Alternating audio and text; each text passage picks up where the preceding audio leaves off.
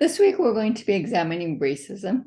This is a short video lecture because, as you will note, there are several recordings that I want students to review this week.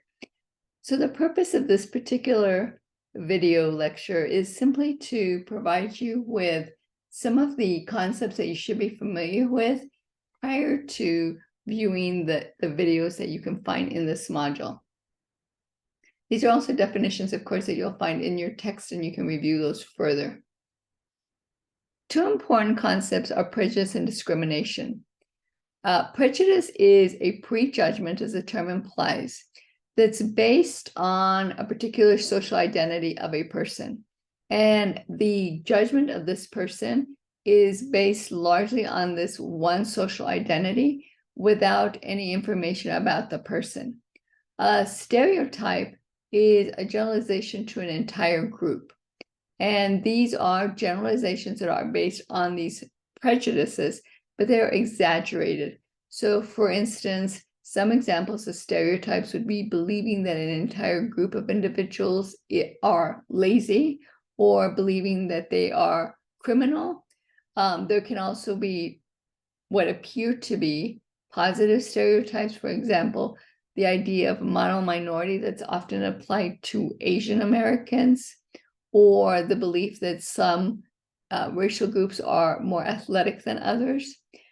But stereotypes in the end can be harmful because they don't allow for any differences that often exist in groups. The assumption is that everyone in this group possesses this particular trait. Now, whereas prejudice and discrimination refer to attitudes, discrimination refers to actions. And these are actions that are taken often based on prejudice or stereotypes, but they result in differential allocation of resources and particularly limit access to resources for those groups that are disadvantaged as a result of prejudices or stereotypes that exist. Another important concept is oppression.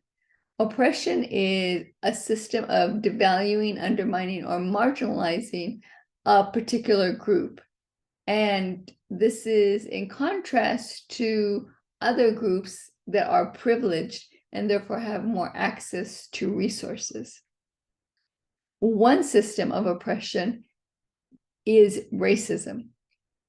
Racism is a system by which a particular racial group that already lacks power is denied access to resources or is targeted by another racial group that has more power.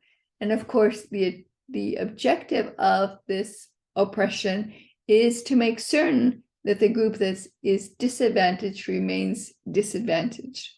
So therefore, racism is often systematic. It is inscribed in codes of conduct, in law, and often in the rules of organizations in a society. There are two types of racism. The first is formal or overt, and the second is informal or covert. And the second is often referred to as institutional racism. But let's first examine the formal or overt racism. This is a type of discriminatory practices that are out in the open. They aren't hidden, but they're written into laws or rules in such a way that it clearly discriminates against a particular group. Up until the 1950s and the 1960s in the United States, we had Jim Crow laws, which allowed for segregation, legal segregation of people of color in public institutions. So for example, there was segregation in housing, in the educational system, in the medical system. Covert racism is racism that is more subtle, and as a result, it's assumed to be natural and just to be part of the normal workings of society. When we look at institutional racism, we can see that it is perpetuated by social and political institutions such as schools, courts, or the military, unlike the type of racism that is perpetuated by individuals. Individual racism really, institutional racism rather, really has the power to negatively affect the bulk of people that belong to a particular racial group. And we can find institutional or systematic racism in various areas of our society. We can certainly find it in the criminal justice system, in employment, in healthcare and housing, in education, and in politics, among other areas. Another term, another concept which is important to recognize, is privilege. Privilege is the systematic favoring, valuing, validating of a particular group of individuals because of a social identity that they possess. When we're examining race, it is important to understand that whiteness is a privileged status. To be white in the United States and in many European countries means having greater access to rewards and to value resources simply because of group membership. Just like oppression, privilege is based on group memberships and not on individual factors. We can't really choose to be the recipients of oppression or privilege, and we can't really opt out. What's interesting is that privilege is usually invisible to people who experience it until it's pointed out. For instance, there are cases of where individuals who experience privilege, in this case white privilege, can assume that most of the people that you or your children study with or interact with will be of the same race. It's about being able to go to a shopping mall without being followed. If you are particularly a talented individual, it's about not having to be called a credit to your race because you're doing well. And it's about simple things like finding flesh-colored bandages that match your own skin color.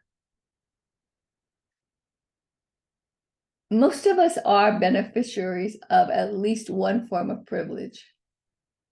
And sometimes recognizing this can lead people to feel guilt or shame. But it's just important to recognize that it exists if we are going to address it. It's the result of being the member of a particular group, and it's not the result of anything that individuals have actually done. But once we become aware of our privilege, we can actually utilize it to help others and to create social change.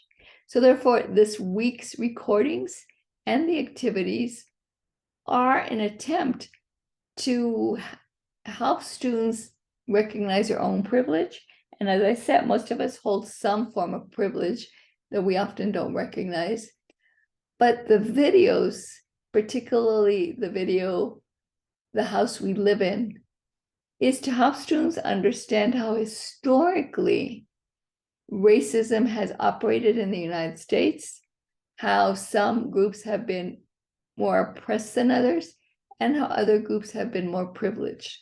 So therefore, as I said, please review these concepts in your text, in the textbook, and review the PowerPoints before reviewing the videos and then participating in the activities or the discussions. If there are any questions, please feel free to reach out to me.